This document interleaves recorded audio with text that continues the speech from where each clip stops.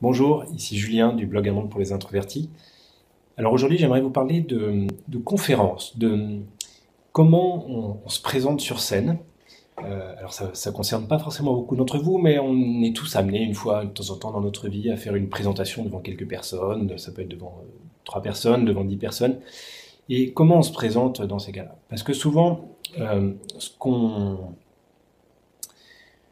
a tendance à penser, et c'est un peu toutes les formations, tous les conseils qu'on reçoit pour faire des présentations, c'est qu'on devrait arriver et faire est-ce que vous êtes chaud? On va sauter sur scène. Et puis voilà, à être enthousiaste, à mettre, voilà, j'y arrive même pas, moi, vous voyez, je suis pas, c'est pas mon style.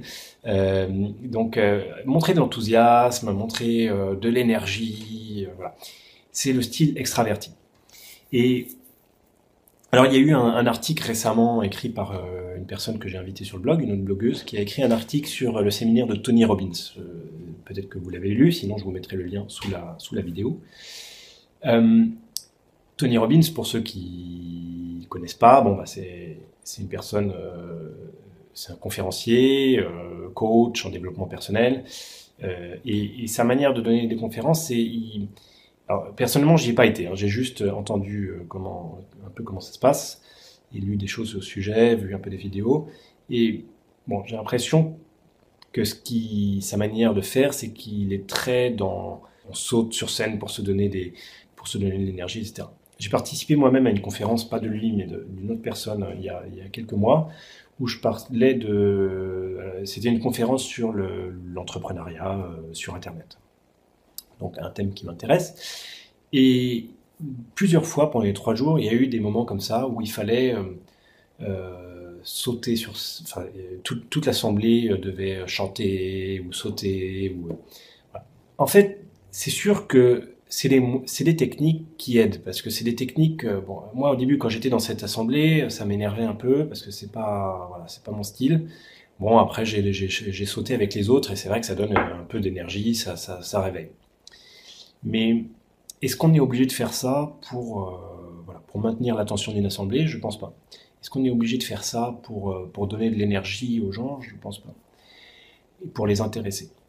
Et il y a plein d'exemples d'orateurs super qui envoûtent les foules sans avoir à faire ça, sans avoir voilà, à sauter sur scène, à faire que les gens crient, chantent avec vous. On n'est pas obligé de faire ça. Alors, il y a quelques exemples.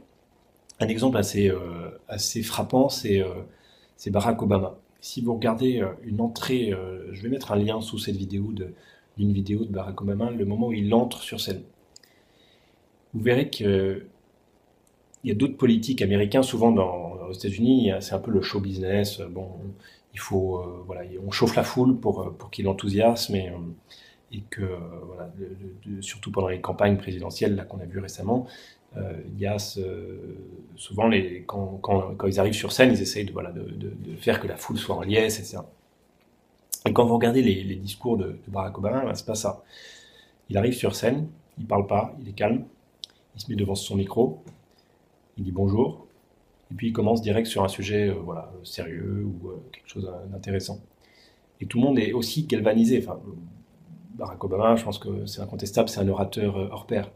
Et il a son style qui est différent. C'est pas, voilà, on n'a jamais vu Barack Obama sauter sur la scène ou essayer d'entraîner la foule dans un mouvement de liesse. Un autre bon exemple, c'est Susan Cain, donc celle qui a lancé le thème de l'introversion. Elle a fait un TED très très inspirant sur le thème de l'introversion, qui a été vu à des millions de fois. Je vous mettrai aussi le lien sous la vidéo. Je vous invite vraiment à le regarder, c'est traduit en français avec des sous-titres. C'est aussi très inspirant la manière dont elle est sur scène. Elle bouge pas beaucoup, on pourrait presque dire qu'elle est pas très à l'aise, mais finalement ça gêne pas du tout. Elle n'a pas l'air très à l'aise dans son corps, en fait, dans la manière dont elle se porte. Là, elle est toute seule sur scène avec toute une assemblée qui la regarde. Et, et en fait, c'est pas tellement gênant parce que c'est tellement intéressant ce qu'elle dit, c'est tellement envoûtant que bah, on est scotché pendant toute la durée du speech. Donc je pense que la leçon de tout ça, c'est quand on est introverti, il vaut mieux essayer de préparer ces présentations en réfléchissant vraiment au contenu, à qu'est-ce qui va vraiment intéresser mon audience, pourquoi ils sont venus, quel est le message que moi je veux leur faire passer, ma passion, le truc qui me fait vibrer et que j'ai envie de leur dire. Et même quand on fait une présentation pour un truc qui n'est pas notre passion, pour notre entreprise par exemple, je pense qu'on peut toujours chercher dans cette présentation un petit message, un petit truc qui est quelque chose qui nous a beaucoup intéressé dans ce projet qu'on est en train de présenter, par exemple. Et pas chercher à impressionner par une énergie folle, etc. Juste être soi-même, arriver sur scène. Bon, après, des techniques pour calmer le stress, d'arriver sur scène, de souffler. Mais déjà, si vous partez du principe que vous allez être vous-même, que vous allez jouer à rien de spécial, et que vous allez commencer comme ça, simplement à parler de choses intéressantes, comme si vous parliez dans un café avec un copain, bah, je pense que c'est quelque chose qui peut beaucoup aider et qui peut transformer nos présentations en beaucoup plus intéressantes et beaucoup plus authentiques. Voilà. Merci d'avoir suivi cette vidéo et puis à très bientôt sur le blog Un monde pour les introvertis. Au revoir.